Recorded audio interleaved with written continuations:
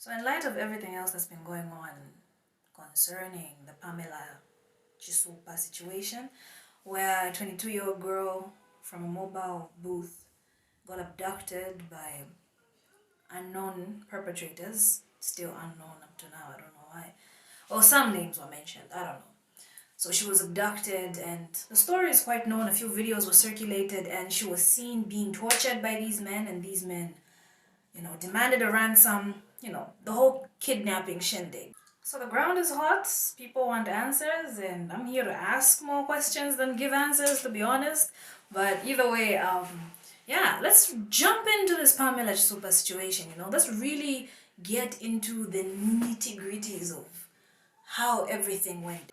There are three things that I find wrong with this entire situation: the incompetence of the authorities, Christianity, and the pretentiousness of Zambian celebrities. Yes, we're going there. So here's the rundown. Pamela Tsoba was kidnapped by a bunch of hooligans, let's just call them that for now, and she was later placed in a 2-bedroom quarter in Chalala, Lusaka, where she was held with 12 other women. These women range from 17 to 28 years old. So these are pretty young women, 9 of which come from the same university, and 4 were just regular mobile money booth operators. So 13 young women in one 2-bedroom house, restricted to 1 meal a day, sexually abused, physically abused, and a whole bunch of atrocities that your mind will lead you to. Yeah, let's just shove that all in. These 13 girls have been through the most, and it is definitely atrocious what happened. It's disgusting what happened, and I feel the authorities could have handled this situation more swiftly, more vigilantly than they have. Which then leads me to ask a bunch of questions to follow that up. They were missing person reports brought forth to you by the individuals or by the individual families of these young women. What did you do with those reports? The authorities need to be a lot more accountable for their actions and a lot more on the case than this situation has alluded. It is so bad that the authorities will not even make an arrest unless you pay someone to actually make an arrest for you. They do not do anything unless it's politically affiliated, and quite frankly, it's quite embarrassing because then you're just a gang that they're using to execute their cause. The authorities heed to every beckoning call of any political party that is in at the moment. It is appalling to know that these are the standards that the authorities have been reduced to. And don't even get me started on the harassment of young students in campus areas. Students get harassed on numerous occasions. If you're a student, just drop your worst experience down here about how, the authorities had harassed you. There is no accountability. There is no civility in any of their endeavors. It's disgusting to see the treatment that they give to individuals, whether you're being suspected of a crime or not. The authorities have the authority to walk into your house, beat you in front of your kids, and nobody will be held accountable. It is appalling that these things are happening in our country, the very country that is said to hold Christian values. You are able to uphold these values, but then when it comes to protecting your comrades, you can perfectly hold up these values, but when it comes to protecting your comrades, you lose these values? There were 13 women. 13 women missing in the same area. How did you not notice this? 9 of which were from the same school. I don't know if to you that sounds normal, but to me that spells out incompetence. Zambia has one of the worst police force out there. It is ranked number 117 of the world's most corrupt nations. Out of 127 countries, Not only that, we rank just right underneath Egypt and right above Swaziland. None of which are good cases in either way. Egypt had an uprising. You don't even need to, speak about Swaziland. Really? Monarchs at this day and age? And that's who we are ranked with. Do you understand the discrepancy between our values as a nation and where we rank worldwide?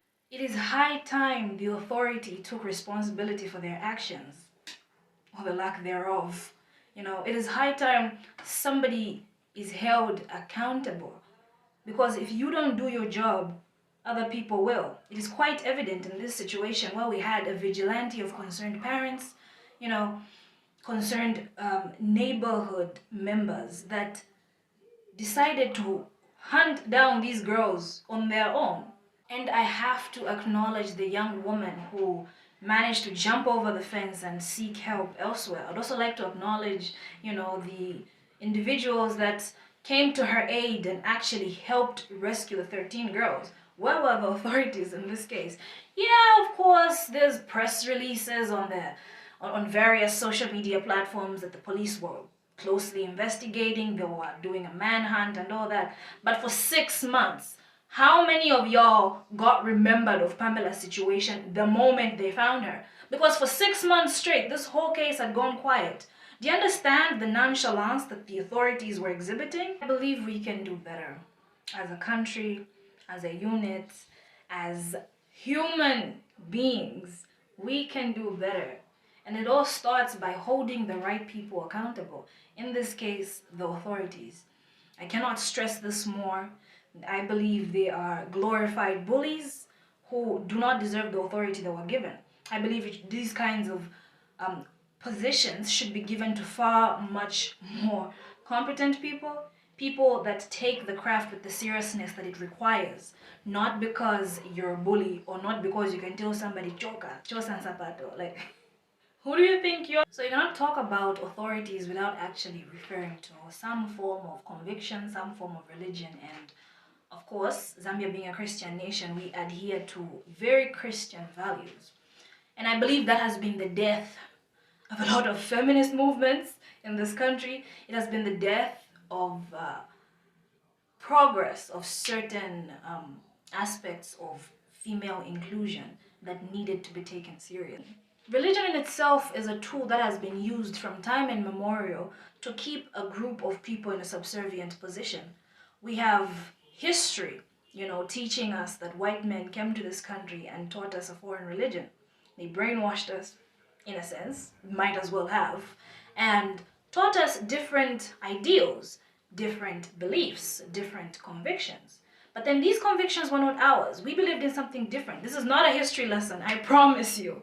So because this is such a powerful tool, and because the repercussions of not following, the laws that come with this religion, you are scared or more so manipulated into believing in it. Whether or not you want to admit it or not, you are either scared into doing it or forced into doing it. Religion has played a really big role in oppressing mass groups of people, But not only that, particularly in the female case, in the case of women, you see the Bible depicting women as very, sellable items, commodities, something you could trade, something you could own, something like livestock. So in this 2-bedroom house in Chalala that these 13 women were kept in, they also had a coffin with them. They were kept in a house with a coffin in it. In that coffin were a bunch of charms and probably some chemicals and syringes that were found lying around the house, some of which probably might have been used to drug these girls and kind of keep them in a more subservient position. Now, if I know anything about religiousness and superstitiousness, you will agree with me or not that there's just certain things that you just never tamper with. Like, never to tamper with voodoo. Some people know never to touch money that just dropped on the floor because you don't know where it came from. A bunch of superstitions come with that. So I believe this coffin was kind of used to keep them in a more subservient position. They played on their minds. They played on their fears, their superstitiousness, if there's such a word. And A lot of that is quite disheartening to know that your belief system played against you in this case. Sure, people were praying and fasting for a miracle to happen or for someone to rescue them. But do you know what it took? One brave girl who probably had to skin her knee to get past that fence. In this case, I am blaming more so the convictions that they were raised around. It is quite disheartening to know that one of the reasons they were probably kept in that subservient position was because this coffin was kind of used to remind them of their humanity and that death is a huge possibility. But in the case of fight or flight, I am definitely fighting for my life regardless of what was in that coffin. Heck, that coffin could have been filled with the devil's head for all I care, and I still would have attempted to run.